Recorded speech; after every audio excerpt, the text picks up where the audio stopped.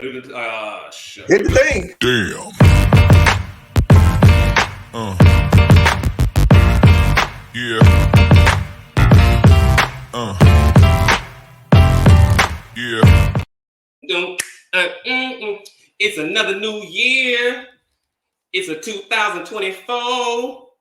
What's going on, everybody? What's going on? This is your man, Chris Allen, on another episode of Real Talk in Real Estate. There he is. My man got that red on. All right. Looking good. I see you. Appreciate you, sir. Yep.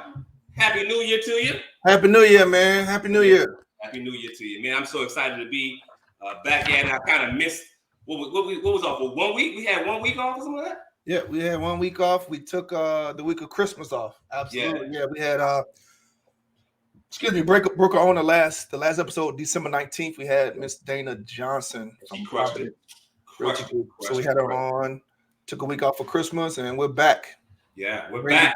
It feels so good to be back. I'm Chris Allen. I am one of the hosts of Real Talk in Real Estate. I got my main man right there. They call him the bearded one. The bearded one. Yes, sir. Murphy. Yeah. Absolutely. So let's before I know we got a powerhouse show tonight. We got a lot of things to discuss. We got a lot of things to unveil about this new year. But before we jump into everything, let's go ahead and pay. We got some bills to pay? Nope, we don't have no bills to pay, man. No bills to pay right now? No bills to pay. Nobody to pay right now, man. Hey, we just rocking and rolling, man. I will say this. Let me figure out what I got going on here. Yeah, I mean, we got this bill to pay. What's my thing? It ain't working. What's going on? It ain't working. Now, we done hang up there a little bit longer. Look at it, boy. Look at it. Hold on, man. What's going on here, man? I'm figuring out what's going on. My thing. My stuff ain't working. Listen, we're gonna talk about that too. I don't know what's going on, man. It's all over the place right now. What's going on? I don't know. I don't know what's going on with StreamYard right now. It's acting up right now. Is that StreamYard doing that? That's my book, y'all. It's time to shift. My first book. Yep. I'm so very excited. So go ahead there and get your copy. It's time to shift.com. It's time to shift.com. What about the other thing? We're gonna talk about that. Let's talk about that. Let's talk about this is I don't know what's going on. We took a week off and this stuff ain't coming up like it used to. Listen, we're gonna talk about this cruise. Yeah, go ahead and talk about the cruise, man. We're gonna talk about the cruise. We're gonna get some details at the very end. But that's the cruise. The cruise is up. It's available. We've been negotiating with Royal Caribbean, trying to put the best package together. It is finalized. So we got the final details. I'll talk about that at the end of the podcast. So stay tuned. Do not click off. Stay tuned to the very, very end because we're going to disclose all that cool stuff to you. Listen, man, without further ado. Man. Let's hop into it, man. Let me do this introduction real quick. Hey, she's a single mom, small business owner, and passion for helping others to elevate their real estate career based on proven experience. She's a real estate broker with fundamental skills and passion necessary to ensure the agencies partner with thrive as they explore the competitive Florida market. It's definitely competitive down here. She's the founder of the Realty One Group Elevate.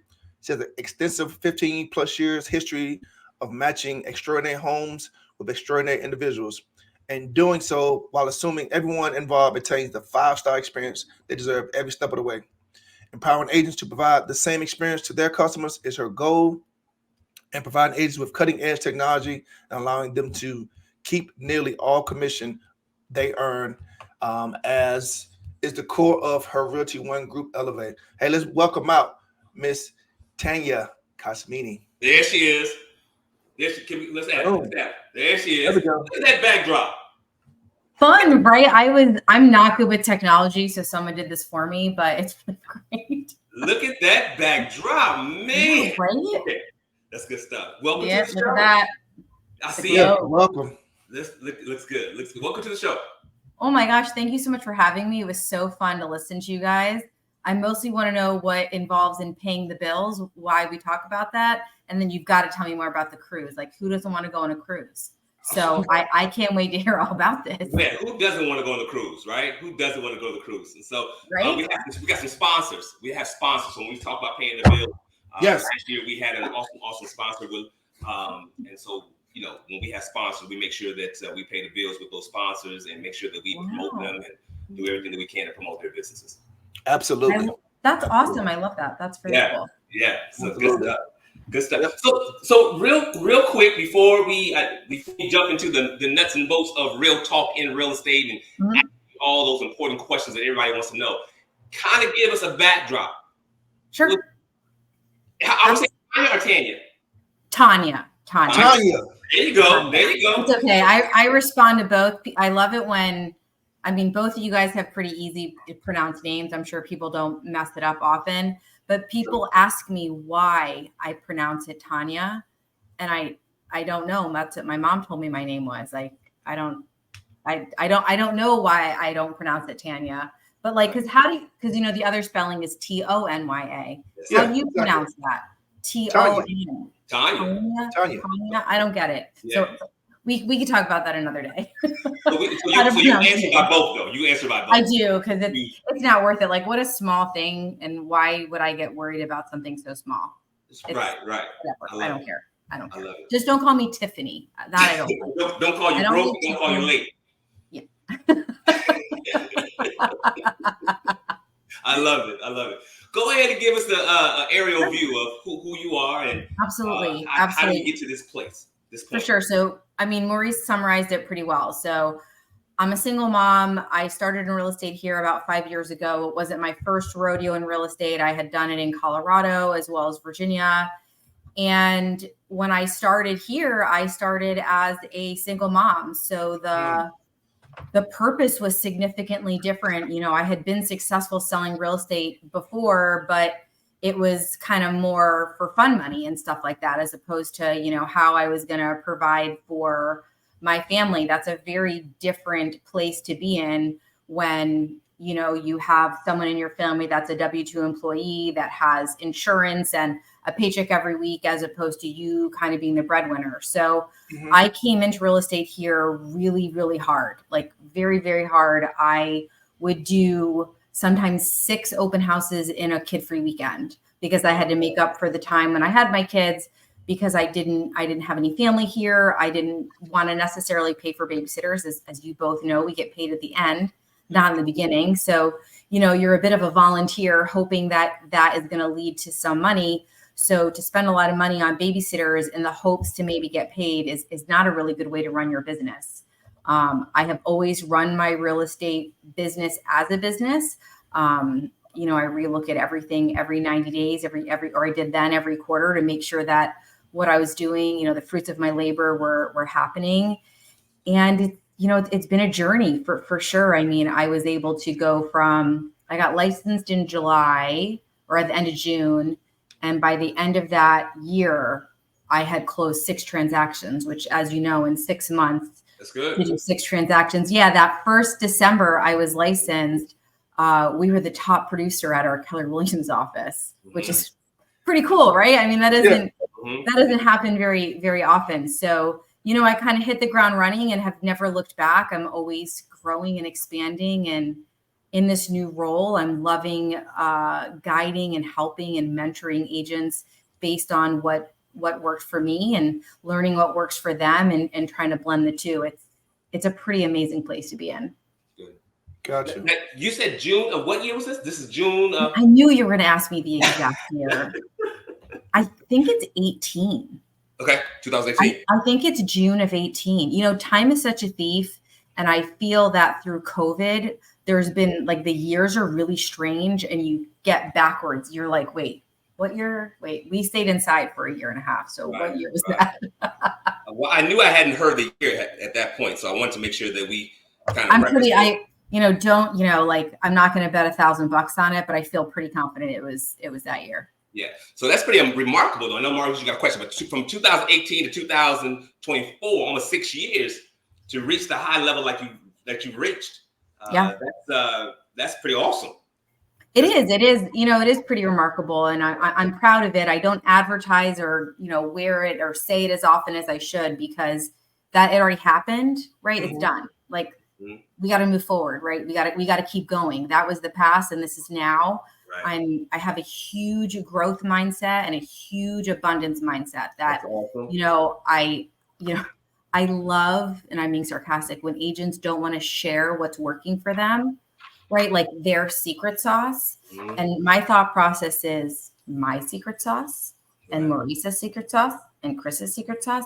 They could all be the same, Yeah. but the way I deliver it and the way you guys deliver it is different. So that makes it different. There's enough business for everyone. That's Yep. good. That's good. Yep. That's it. That's good. So Marcia? yeah, I want to get into this because we talk about this a lot on the show.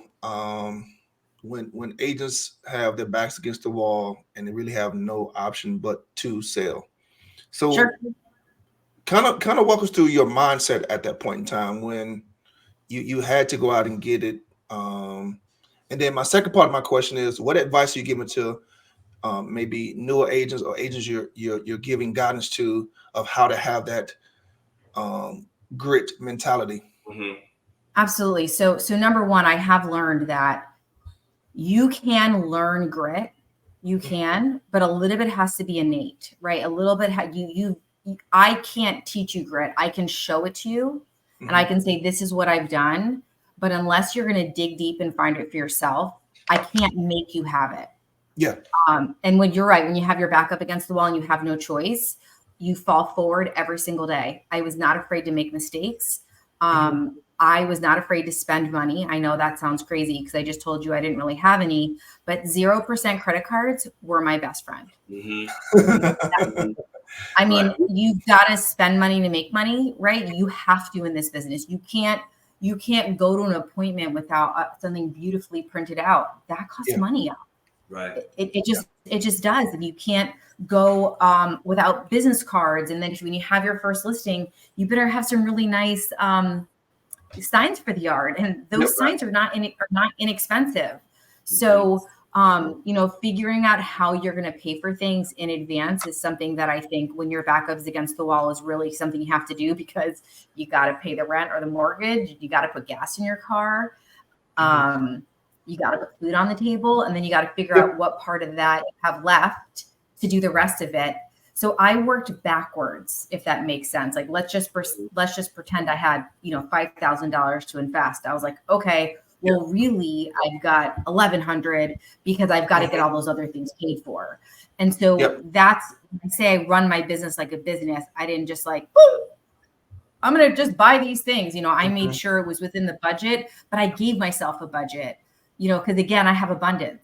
So I knew that if I invested in my business, even if I didn't have a lot, it would pay for itself. I did something really, really risky, really risky.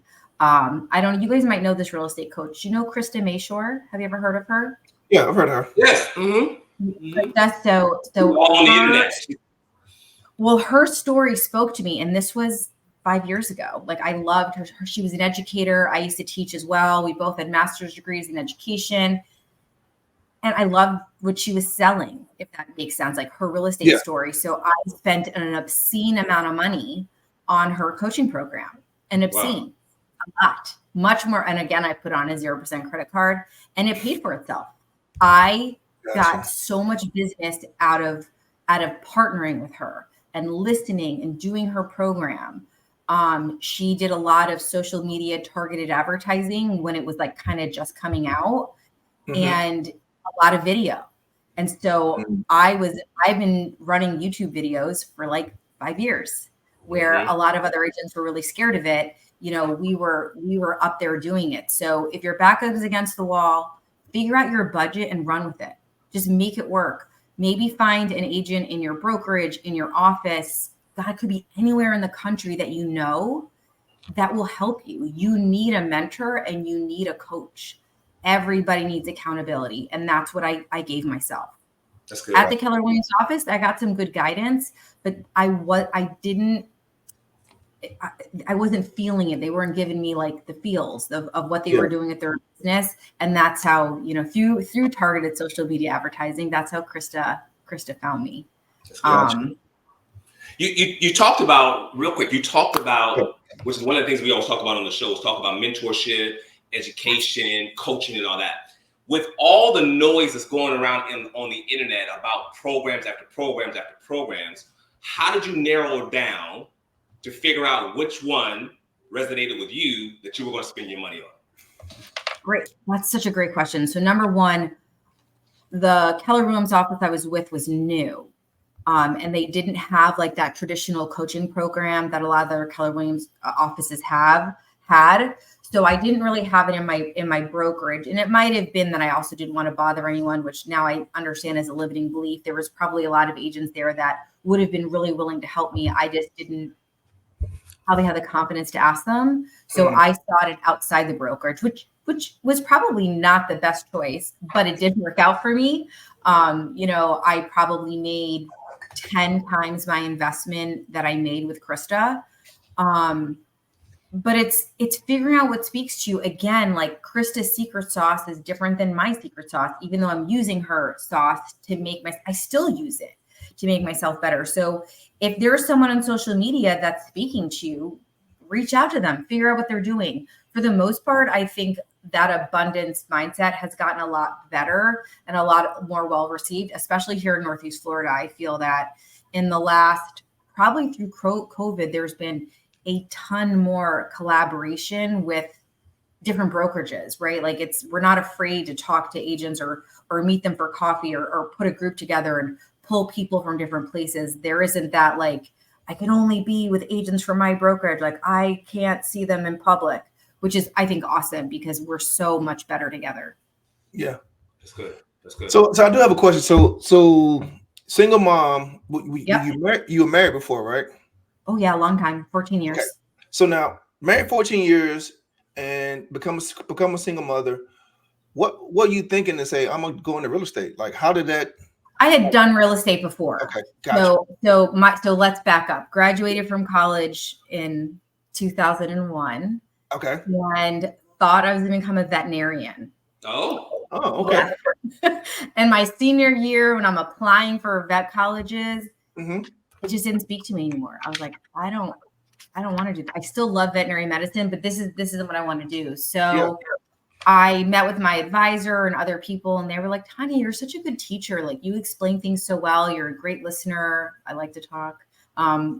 Why do you think about education? So I did like a little internship my second half of my senior year, put together this Lyme disease presentation for one of the professors who like traveled the state of Connecticut, doing that kind of stuff. She told me what she wanted. I made her like 3 different like poster, whatever, did all these things. And then when I graduated, I decided to substitute teach to figure out, because school was still in session where I lived. Yeah. I learned I do not like little kids. Oh.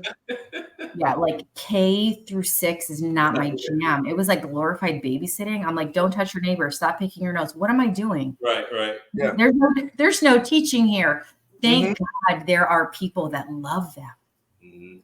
Thank God there are people that can deal with like them licking each other. Ugh. It was not good for me. So when I started substituting in high school, I was like, oh, I could do this. But then I don't even know if this still exists. I put my resume on monster.com. Does that? I don't think it may exist. I don't know. Remember it though. So I put it on there, and I actually got picked up at Yale Medical School, and I did medical research for a year. And then I thought, oh, this is my spot. I'm going to be a researcher. I can partner this with my veterinary background, and I can make meds for animals. No, it's way too quiet and calm and the same every day. It's very slow. So while I was there, I applied for some master's programs and got my master's in education over the next 2 years. And then I taught for 5 years and was in a really bad car accident. And I couldn't go to work for 30 days because I had a back injury. And at that time realized that the $29,000 I was making a year with a master's degree might not serve me in a way I wanted to. Not that money is everything, but you work. I would have, when you have to grade 120 lab reports, I just want you to know that's a 10-hour job. So thank God there are teachers out there. I'm so glad they show up every day, but it is a hard job.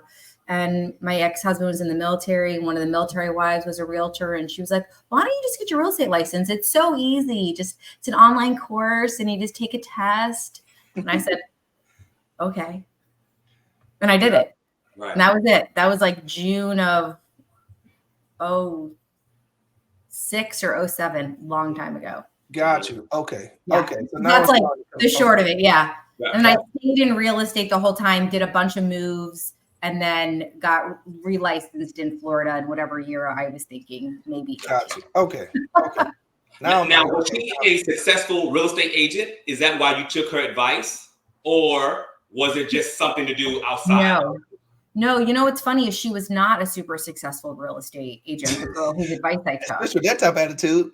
Right? But she wasn't. I mean, and she knew it, and she ended up becoming an assistant for an agent. But I was really successful. I was like top producer. I ended up partnering with a brokerage that the broker was a developer, like a builder, and did resale. So, and a lot of the agents there were older and had been with him for like 10 or 15 years.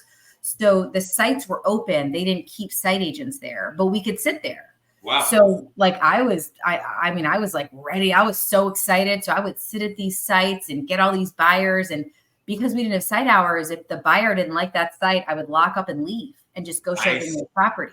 Nice. So I had the most amazing source of leads. And what's so amazing is customers I sold to in Virginia have referred customers to me here. Nice.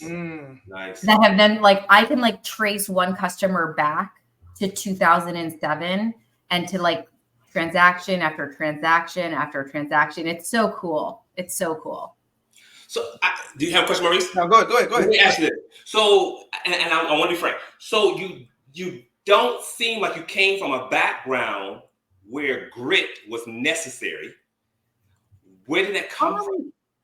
So my parents are immigrants. I'm a first generation American. Okay. And we're just a different breed. If you know other first generation Americans, like life was hard growing up. My parents gave up a lot for where we lived. I lived in a town with 2 acre zoning, and I lived in the only neighborhood with 1 acre zoning. I had a charmed life growing up. I mean, a beautiful house in a beautiful neighborhood it was amazing, and it was a very affluent town, but I lived in the poor section of town. My parents gave up a lot. So no, I was, I've been hustling since I was in 5th grade when I started babysitting and getting paid in quarters, I like it. There it is. Awesome. Yeah. Cause your story from the time, doing, teacher and, but then that grit kicked in at some point. Then you went through the marital thing and then the divorce. Yep. And then now to take that same grit and go to that next level, it speaks volumes. Yeah. It's been fun. Yeah. So what do you think the key, besides your grit, what do you think the key to your success has been? I think always learning. So my first broker back in whatever million years ago, the best advice he gave me was read all the books, read all the professional development books, because the person that wrote that book spent hundreds of thousands of dollars to learn that information. Tons, right? Tons and tons and tons and tons. If you get one piece of information that helps you, it's paid for itself. Would you spend 10, 15 bucks on the book? So I'm always reading. I actually read 2 books at a time. I listen to one while driving, and then I read a real book. And I spread that knowledge to the realtors all the time. I have a library of books for them at the office that they can borrow, because it's such a cheap way to learn. Such a cheap way. So I do that. Podcasts are amazing. There's so much great information on there. Real Talk Real Estate is one of them. Obviously, I have one too. Elevate with Us. I think that one's great too. But I just think always learning and never pretending like you know everything. The collaboration, right? Like if I could tell you something that happened in my real estate career, like a problem I had, I'm like, what would you do? I'd be different than what you would do. They could all be right, and we got to the same spot. It's just that the conversation was a little bit different. And I think that collaboration, listening, and learning has been super, super, super key to my success for sure. Sure. I hate to put you on the spot. Can you think of a time in your career where the education piece that you had put in for so long paid off for you? Oh my gosh, absolutely. Talk about it. So I love the contract. Like I love the purchase and sale agreement. Mhm. I mean, the listing agreement's great too, but the purchase and sale agreement, I think, ends up because you use it on the listing side too, right? You got to know it for both sides. So Yeah. there has been some great classes. I don't know if any of you have taken this CE class where they compare and contrast the FAR bar PASA to the NEFAR. Have you guys taken that class? No, I'm taking that class. Not. Oh my gosh. It is so I took it during like right when stuff in COVID opened up again. There just happened to be one being taught. I live in Nocatee in the whatever it's called, their little center there. A local title company was hosting it. The lawyer was running it. And you know, as NEFAR agents, right? I think you guys we use NEFAR contract more than the FAR bar. But every now and again, right, you gotta know the FAR bar. So in probably March of this year, one of my agents who had come over from Keller Williams was negotiating a contract. It was for listing. And for some reason, the agent who was local wrote the purchase and sale agreement on a FAR bar. And I had just taken the class like 2 weeks earlier. I've taken it 3 times, by the way. That's how much. Same guy. I have the same guy teach it every time, but I just love it. And that realtor had used the FAR bar, and they were, you know how you write in the days for the inspection period. Yep. So for their contract, if it's blank, it's 14 days, right? Yep. Ours is 10. Well, he wrote in 10 days. And in the FAR bar, those 10 days are hard. That is 10 days to do the inspection, negotiate repairs, and agree, right? Way different than NEFAR. Yep. NEFAR, whatever you write in that thing, it's then you negotiate, and then there's 3 days after that for the buyer to back out. So he wrote in 10, and on day 11, he presented the repairs. And the agent was like, hey, what do I do with this? And I'm like, well, what does your seller want to do? It's really your seller's decision on what they want to do. But, you know, technically the time period ended, and the repairs were like, it was like a 3-page document of repairs. Like it was intense. Wow. So the buyer's agent was adamant that they were within their timeline and all the things. And so, you know, I just said, hey, I have like very bad news for you. The very bad news is that your inspection period and negotiations ended yesterday. And he was like, no, you're wrong. It started the 7-day inspection negotiation type period. And I was like, friend, you used the FAR bar contract. It's wrong. And I said, but why don't we take it out and let's read it together? Yeah. So because I had just taken the class, it was so fresh in my mind. I didn't even need to take the contract out or look at it. So I think educating yourself, the MLS has some great classes available. Title companies hold great classes. Education, I think I like to tell like agents, if you're not learning, you're dead. Yes. That's good. That's good. Now I want to shift gears a little bit. I mean, we talked about the great thing. Now, when was there a time you said, hey, forget this, I'm ready to quit, I don't want to do this business anymore? Has there been a time like that for you? Oh, of course.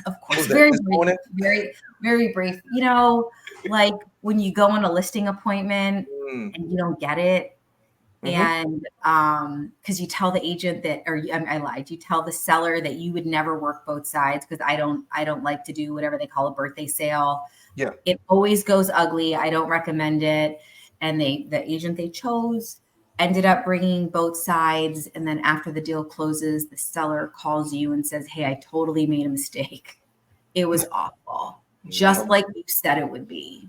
Wow. Yeah, that, and then you know, and you know, sometimes running the brokerage is hard. There's a lot of hard things that goes into that. I've kind of thrown in the towel, you know, sometimes, but I just pick myself back up. I'm such an optimist. It's gross. Gotcha. Now we've had some other broker owners on here. Can you kind of share a few hard things that broker owners go through? Absolutely. I think the hardest part about being a broker owner is meeting your agents where they are. And what I mean by that is the type of support that Maurice wants is probably different than what Chris wants. But you don't come with like a guide that says like, Maurice likes to talk on the phone and Chris wants to Zoom, and agent Z over there only wants wants an email. Yeah. Okay.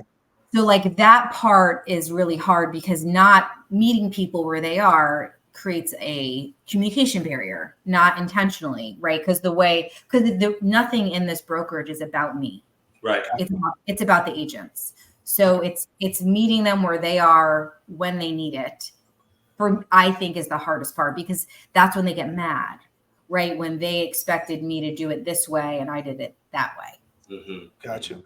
Now I want to ask one more question before you get your question, Chris. Now, I've had other broker owners mention, we always say this now about the money, but they said specifically that the checks aren't really the same as a broker owner.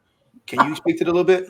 Oh, absolutely. So especially, I run 100% commission brokerage. So we charge a very small, flat fee based on the purchase price. So sure. Yeah. When it's a $500,000 transaction and you're used to making 15,000, I ain't making the 15,000. I'm making like 13, 20. So yeah, that's a large difference. That's a hard to take right there. Right, so are you a competing broker or no?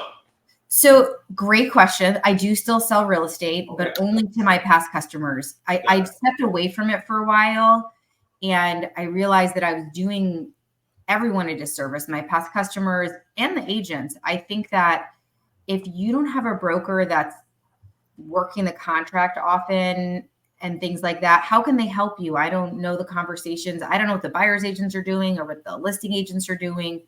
So, I went from in 2022, it's the year I started the brokerage, but like it was kind of still more just the team. We closed like 38.5 million and 87.5% of that was referrals.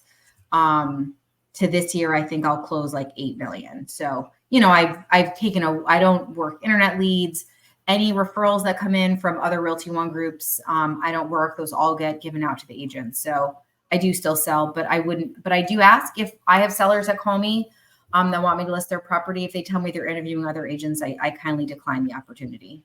Gotcha. Because I'm not going to compete with anyone, whether they're with my brokerage or not. Okay. I got you. Yep. So when did you know that you wanted to actually open up your own brokerage? It wasn't on my life plan. It wasn't a goal for 2022. So when you get your real estate license, how all the people call you? Yes. All the brokerages. So the same thing happens when you get your broker's license, except franchises call you. So I got my broker's license. I truly 100% only got it to learn. Again, I love learning. And if you want to learn, the broker class is fabulous. I really, really enjoyed it. My nerd just came out big time. I just geeked out. I actually loved it. Really, really great information. I still keep in touch with agents I met during the broker class. Like there was like 17 of us, and 5 of us, like we talk all the time. And out of them, I'm the only one that opened up their own brokerage. Okay. But we also chat. So I was recruited heavy. And I'd never heard of Realty One Group. I'm sure you guys had never heard of Realty One Group. And I told them to pound sand so many times. And I basically said, after God knows how many calls and emails, I said, if I just listen to your presentation, will you lose my number? Like, I am so content where I am. I'm doing well. I'm happy. I do not want this. And they were like, sure. Yeah, absolutely. We will never call you. We agree to never call you again or email you if you listen to our presentation and don't like it. Well, man, they're smart. They knew I would like it. They knew I would like it because they had done a lot of research on me. They had told me, first conversation, you're our avatar. Huh? What do you mean? You're our person. You're the type of person we like to open up offices. Gotcha. So I listened, and that was kind of it. It was very quick. It was very quick. They've been trying to open up one in Northeast Florida for like 2.5 years. They're very careful about their growth has been like slow but targeted. and it was one of the only areas in Florida they didn't have any presence. So, Yep. You talk about your brokerage, and you talk about training, motivating, encouraging the agents that you have underneath your belt. What do you think the biggest pitfall for most agents are, or why they're not be successful? Not using their time effectively. Right. You get so caught up in whatever, because you're an independent contractor. You don't have hours. So you're like, oh, I'll just do it in 2 hours. I'll just do it later. Oh, sure, I can take you to the airport. No problem, because I don't have a 9-to-5 job. I don't have anybody keeping track of me. Yeah. Some of them get, analysis paralysis, right? They start looking at things, they learn something, and they're like, they won't execute it. So it's time management and execution that, kind of go hand in hand. I'm obsessed with time blocking. I think it's a really amazing tool that's underutilized. I think that people that are type A get stuck in, I time blocked 2 hours of prospecting and my dog vomited in the middle of it, and now I don't know what to do. I can't move forward with it. It's got to be fluid, right? It's got to keep moving. You can't be like 2 hours of this and 2 hours of that. You got to, that's the beauty of our job is we can kind of make changes and there's no one kind of making us do it. Yeah, time blocking. So let me ask this question. And I know people might say I'm wrong, but is there any correlation to that of agents being lazy? Yeah, I think they are lazy. A lot of them. Okay. And I think but I think people are lazy. I mean, I don't think it's specific to agents. I think it's a problem that a lot of us have, right? It's very easy to just kind of sit and do nothing. And I think that all those shows on HGTV that makes it look like you wear beautiful clothes. And like, if you're a girl, like some high heels, and you like walk into a brokerage and you answer your phone, and then you go to a property, and then in 3 houses you're under contract, and in an hour you get paid. So there's an unrealistic expectation set off by society as to what we do, right? They don't realize that to get from, phone call to closing table is probably 9 months now, right? That sales cycle for your average buyer is long. Yeah. That's good. So what's your next 3, 5, 7-year plan? Oh my God, I love that. I'm working on it now. I work my life in the 12-week year. I don't know if you guys do that, but I reevaluate my goals, every 12 weeks. And still, even though I know the year already started, I don't, my kids aren't in school yet, so it hasn't really started yet. So in 3 years, I will have 4 offices. Right now, I currently have 2. I'm opening up my 3rd in Palm Coast during the first quarter of this year. I hope to have an additional office in Fernandina to kind of take over all of Northeast Florida. So Fernandina, Jacksonville, St. Augustine, and Palm Coast. Yeah. So that hopefully will all be done in 3 years. In 5 years, I hopefully will not be selling real estate at all anymore. I will be able to pass the business off to, different agents in my office, and have another broker, like what some places call like another broker in charge to help manage the offices. 3, 5, 7, I'll have 500 agents in 7 years. Gotcha. This is the question. I know Mari's probably had the same question at some point. I know you. Let me ask you this, because we've had guests on the show. What's your thought process about a broker? And I don't want to step on nobody's toes. What's your thought process when brokers say, I don't want to recruit agents. I just want to be a solo agent, but I don't want anybody taking my money. That's like, that don't make sense. That's like, give me your thought. Just go, but what are they? Yeah, I mean, there's some brokerages out there that basically charge nothing.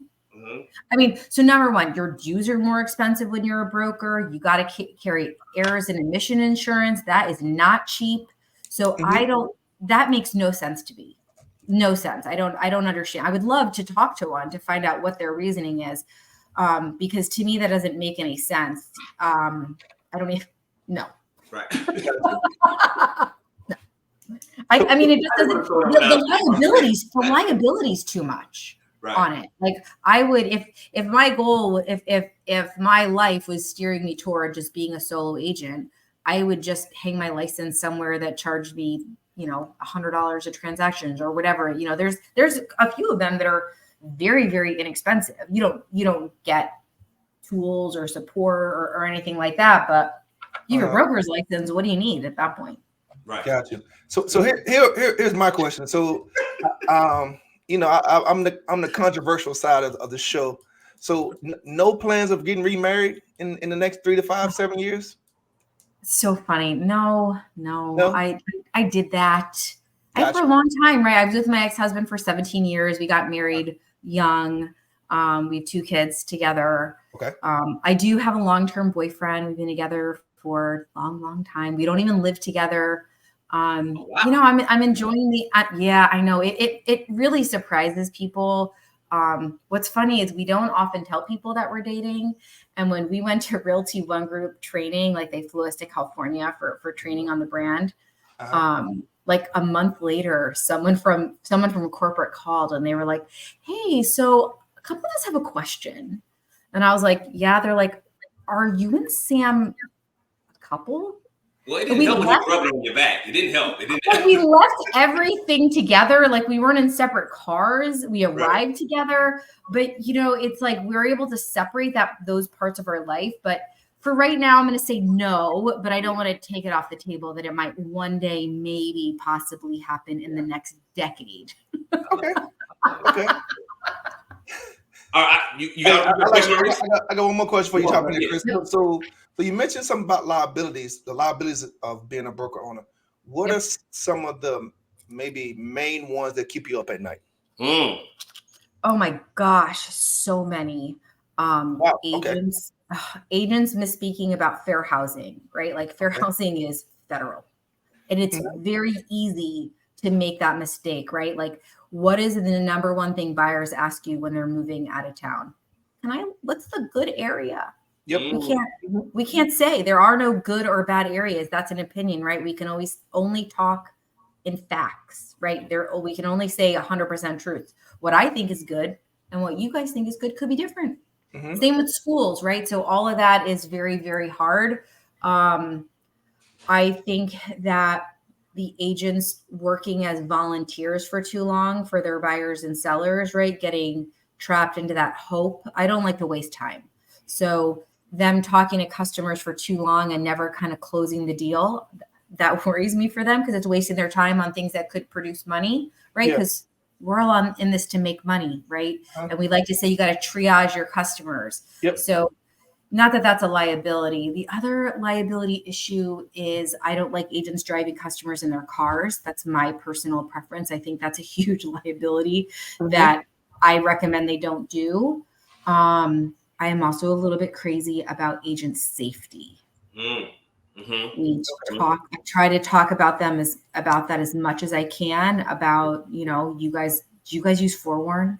You know what it is even? No, I don't use. I know what it is, but I don't use it. So before NEFAR offered I use Smith & Wesson. Say it again. I don't. No, I don't need Forewarn. I used to carry a taser with me everywhere I went.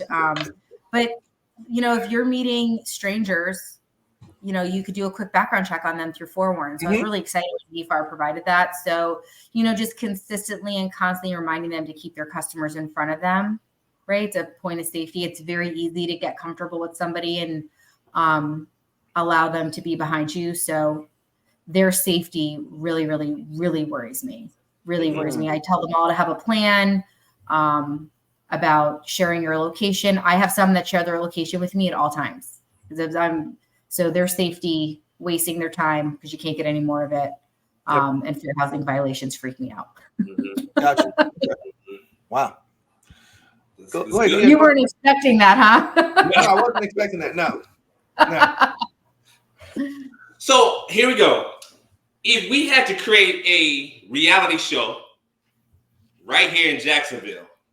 Oh yeah, I could be on one, no problem. Who will be your top players? Who will be your top? Okay. Who will be your top? So So what's funny is a lot of people think that we should start one or what is it? Pitch it. Are you ready? Yeah. Okay. So me and my business partner, Sam, are dating. And his ex-wife is one of our realtors. That's a reality show. That's a whole nother reality show right there. That's all. There you go. Whatever you want to call that, I got her in there. Wait a minute. I wasn't expecting that one. All right. What characters in Jacksonville like agents? Hold on. We can't just pass over that. Like she didn't just say that now. Ain't no way we gonna just. I was trying to give her the grace. No, let's not get to the point. Let's get back to this. So how does that happen that your long-term boyfriend, your wife works in your brokers that you own with Realty? How did that happen? Yes, how did that happen? So she's been with us since we were the team. So when I was with Florida Homes Realty and Mortgage, when we were Tanya Cosmini Group or whatever, she was with us. So during COVID, she left her job and her mom was in real estate and she was looking, to join a brokerage. And Sam and her have a great relationship. Not all divorces are contentious. Even crazier, we celebrate holidays together. Powerful. Wow. Okay. So they're neither one of them are from here. She's from Canada. Sam's from Chicago. They don't have any other family. And I mean, that's not nice. Like, can you imagine if you don't have anywhere to go or any family to be with on a holiday? So, Sam's kids' birthdays, we're often all together, Thanksgiving, Easter, Christmas, whatever it is, we often celebrate it all together. Because I am, again, I have an abundance mindset. I'm optimistic. I mean, she's a great person. She's a great agent. Great. She's done a really, really great job, working with us. And I can't imagine not having her a part of it. Cause she's really, really customer focused, which, and she gets referrals because of it. So, it's good. I'm not going to say it isn't sometimes a little awkward, but I was about to say it now. Come on now, like you're talking around the office now. Yeah, I'd say the worst part is that it's their kid. They have kids together. Yes. So if we're doing a event, one of them can't come generally because they've got to take their kids to an activity or whatever. So, but for the most part, it's pretty good. She like I said, I mean, for Pete's sake, she tolerates me. I mean, could you? I mean, right? Like she's a really good person too. Like I can't think it for me. My divorce was not nice or remarkable. I would never, but good for them, right? It's that's so good on both their parts to be such great examples for their kids about the relationship didn't work out, but we're still adults and we're gonna just all be fine. Good. That's good. Now let's go back to the original question. So characters in Jacksonville, you can pick any character in Jacksonville, any real estate agent in Jacksonville to be a part of the show. Who would you want to be a part of the show and why? Who do I want to be on the show with me? Well, one of the agents that works with me is a freaking rock star. She's the best personality. She's so fun. We became friends during a transaction like 3 years ago. Her name is Candace Williams. Candace would have to be on the show with me. We both, we bonded over the law of attraction. I don't know if you guys follow law of attraction, but we're firm believers in it. And her and I have so much fun. So much fun. I love her. Who else would I want to have on it? There's another realtor. She works for the 904 Home Guy, Mike Rolowitz's team, Sarah Gentry. Yep. We're really good friends. I'd love to have her on it. We have a lot of fun together. She helped me with social media for years. And so we're super, super bond. Oh, Sam has to be on it, obviously. Yeah. He's got to be on it. Yeah. That's going to get entertainment right there. That's going to be entertainment right there. Yeah. And he's louder than me, and talks more. He's the only person in America that talks more than me. So super fun. Good. You talked about social media. I know you got a question, Maurice. You talked about social media real quick. With everything evolving within that social media realm, how do you stay abreast to what's relevant and what's popping at the time? You know, I'd be lying if I told you I felt like I was on top of it. The platforms really overwhelm me. There's so many, right? And I'm a people person. Like, I don't necessarily love it, but it's like a necessary evil. And I hate to say it like that, but you know, I just try to spend time every day learning it. Watch YouTube videos, try to subscribe to other agents that I feel are doing well with it, and just kind of see what they're doing. You know, not to talk about my brand, but I'm going to. We have a bunch of templates, you know, made for us that we can use that allow you to provide some value to customers if you're using it to get customers. And I really lean on that, you know, like my background right now, like they're super tech savvy and heavy, thank God. Because I'm not creative like that. I'm a scientist. I have no creativity at all. None. So, you know, I think it's just staying in front of it. I don't, you know, like TikTok scares me. TikTok does. It scares me. Yeah. Like I don't want to record myself dancing or lip syncing. I've tried. I'm terrible at it. It's just not happening. Like if I'm not, what's funny is I don't mind the camera, but I just can't remember when it's time. I'm like a second behind. It's like a bad, you know, martial arts dub, you know, where they're the mouth is moving and the words is coming out. It's like it's just off. Yeah. It's off. Yeah. Go ahead, Maurice. So let me ask you this then. So you've been in the business for a very long time. What is that one thing you felt like if I would have just got on this, if I would have did this one thing that a lot of people doing in business, I would have flew, like looking back on your entire 15 years in the business, what's that one thing that I regret not getting into that, or that method of doing business that I didn't get into? Yep, that you did not get into, that you felt some kind of regret of that you didn't get into. Now that we are in 2024, you're like, man, looking back, I wish I would have did that one thing in my business. Well, I definitely wish I had gotten into YouTube earlier. Gotcha. I wish I had not felt like the videos had to be perfect. And I had done what some agents did, just filmed in their car and done it kind of raw. Yeah. And I didn't want that. And I think that I probably could have had a lot more content a lot sooner if I had. And I also wish I had kept a list of customers from Virginia. I had kids. I moved a whole bunch. I ran my business by referral. I didn't. And that is regretful. If I knew then what I know now, that past customer list is gold, because I've still not kept in touch with them just because of Facebook and social media. Have had people reach out to me from there, from when I was selling real estate there, to ask me if I'm still in it and whatnot. But yeah, that like working your business by referral, most amazing thing I ever learned. Gotcha. So you would say, and you advise anyone that's an agent, start doing videos and keeping a past client list. Absolutely. And figure out how to get in front of them, right? What do they say? Break bread with them, meet them in person, face to face as much as you can. I was, when I moved here, I lived here for about a year before I got divorced. I lost all my friends in the divorce. Wow. Married people do not like single people very much. They're not there. I don't know what it is, but I have vowed to never do that. But I didn't have strong friendships, right? I'd only been here about a year. So when you go to a class, when you become an agent, they tell you to put, what is it, like you put your sphere of influence together. Yep. I had no one. I was like, I don't have a hairdresser. I was still getting my hair cut in Connecticut. I haven't found a church. My dog died literally. I was like, I have no one to put on this list at all. Wow. So I built the business the hard way.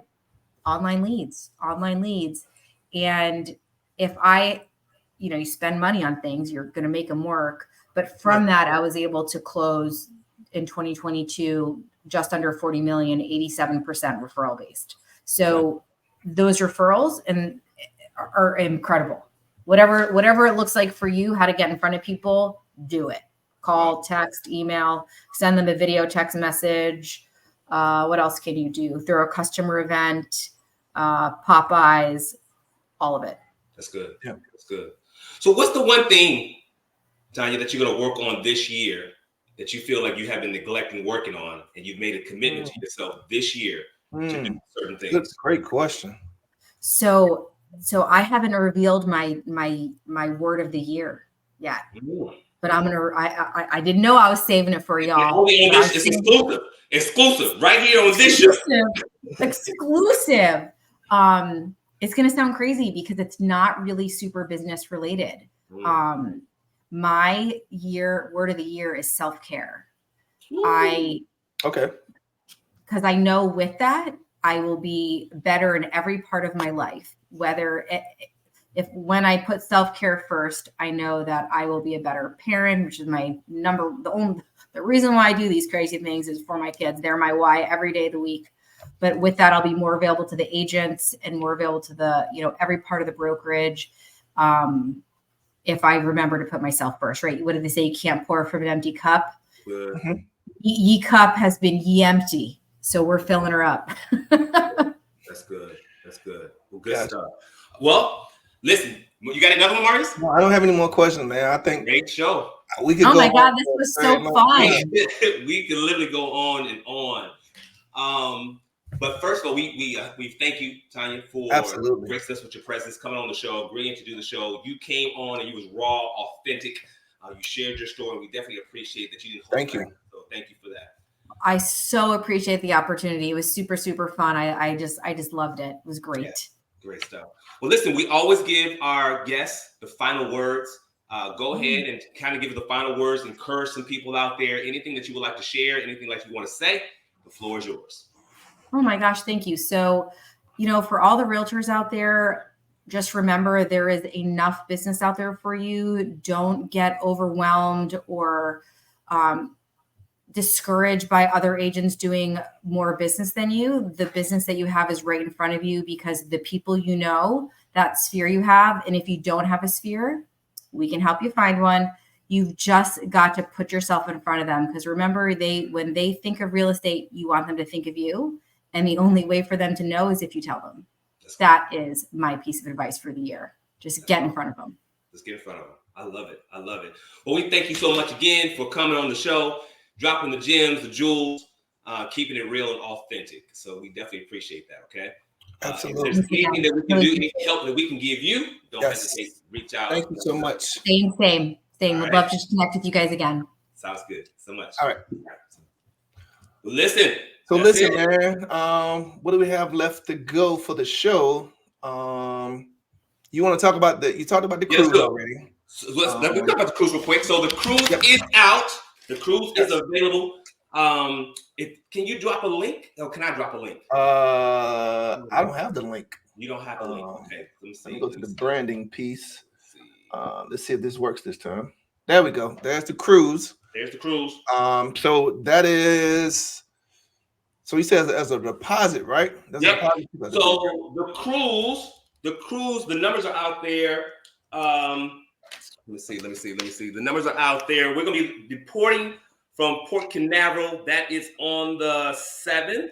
Okay. That was the 7th of June. 7th of June. Yep. And then we'll be heading towards, on Saturday, we'll be at a private Royal Caribbean island called Cocoa Bay. Okay. So we'll be at, let me see if I can pull this up real quick. Okay, while Chris is doing that, let's go ahead and say this. Hey, really quick, I want you guys to go out and share this video, like and subscribe to the Real Talking Real Estate. And share this video. When you share the video, put hashtag Real Talk. So subscribe to the channel, Real Talking Real Estate on YouTube. Go like us on Instagram. Follow us on, follow us on TikTok. Follow us on Instagram. Follow us on Facebook. And go subscribe to the YouTube channel, Real Talking Real Estate. So we put out some great content. Miss Tanya Cosmini came on the show today, and we're going to keep dropping these things. One thing we're going to bring onto the show, and I'm not going to tell you. I got a little secret. I'll keep it for myself. We'll keep it for myself. I got a big guest coming on that people are definitely going to tune in for. So, let me see. So the price of the cruise is going to be $23.10 per cabin. So if you want to divide that up by 2, of course, you're looking around $11.55 per person for the actual cruise. All the information is actually, the link is actually on the actual I put it out there, so it's actually in the actual thread right there. So that's the link. So if you go to that link, it's going to have all the details of the actual cruise, where we actually going to end up at, what days. So on the Saturday, we're going to be at a private Royal Caribbean island called Coco Bay. Okay. That's from 7 a.m. to 5 p.m. We're going to be on a private island, hanging out, doing some cool stuff. I think they're going to have some jet skis out there. We got to get all the necessary stuff available for that. Sunday, we're going to be in Nassau. We're going to be there from 7 a.m. to 3 p.m. That you're going to have an opportunity to get off the ship, go hang out in Nassau County. Make sure that you're back on that ship, though. Because they say that ship will be leaving. With or without you. Yeah, with or without you. So we got to make sure we're going to have a private, we have our own tour person that's going to be on the actual ship with us. And we're going to have a event that particular day, the day that we get there, which is on a Friday. We're going to have a private event there. And then on Sunday, we're going to have a private dinner. So we got some cool guests that's actually going to be on the actual ship with us, doing some training and some coaches and things like that. So so we got you covered. We got you covered. We got 50. That sounds amazing. I'm going to head out, guys. But thank you so much. I had to hear about the cruise because yes. I had to hear about the cruise. It sounds absolutely remarkable. Be sure thank to you send so much. Thank you. All right, sounds good. Bye, guys. So we're gonna have the it is, like I said, it's gonna be $23.10 per cabin, $11.55 per person. It's 2 people per cabin. If you want to have more than 2 people in the cabin, there is an opportunity for you as well. You have to reach out to Honor Parrish. She'll give you the details on that. But when you go to that link that's in the actual thread, we're gonna blast all over social media. So the deadline. So the cruise, like I said, the cruise is going to be $23.10, $11.55 per person, but you only have to pay $225 deposit. The $225 deposit is going to be the deadline is going to be January 30th for the deposit of the $225, which will hold your spot on the cruise. You have all the way up until March 20th to actually pay the remainder of the balance. All right, so $225 is the only thing required, and that is the deadline, January 30th. Do you think I left out anything, Maurice? No. So it's was it 4 days, 3 nights? Yep. 4 days, 3 nights. Going to on Monday. Private beach, going to Nassau, Coco Bay. Yep. And $225 holds your spot. So hold your spot. $225 holds your spot. That's going to be deadline. It's going to be January 30th. We got balcony. They hooked us up. These are balcony rooms. Yeah. These are balcony rooms. So every room is a banger. Every room is a banger. So we're gonna have a great time, man. It's really gonna be something where we can come out there. This is not broker related. This is not broker affiliated. Yep. It's just real estate agents, real estate professionals coming out here having a great time, collaborating with each other, building camaraderie, getting to network with one another, getting to know who each other is on a personal level, because that's how we actually get business deals done. So absolutely, we're looking forward to it. Absolutely, man. I'm looking forward to it. June 7th to June 11th or 12th. What is it? 12th? Something like that. To June 10th. Okay. So June 7th, we're heading out from Port Canaveral, Florida. Yep, having a great time. So go out there. The link is out there. We're gonna do some stuff on social media. I know Maurice is gonna have it on his page. I'll have it on my page. We already have something already on the Real Talk and Real Estate page. Yep. So all the details are already there. So go ahead. That shows you how you actually register, pay your deposit, the whole nine. So don't miss this. Don't miss this opportunity. It's the first one. It's the first one. Ain't nobody else doing this. We brought it to you first. Real Talk and Real Estate. Absolutely. Absolutely, man. Hey, well, I think that does it, man. Anything else we got to put out? What is Janice Valentine's? Thank you, Maurice Murphy, Christopher Allen, and Tanya. Y'all rock. Solid show. Great advice and always solid guests. Thank you so much. Thank you. Thank you so much. Yeah.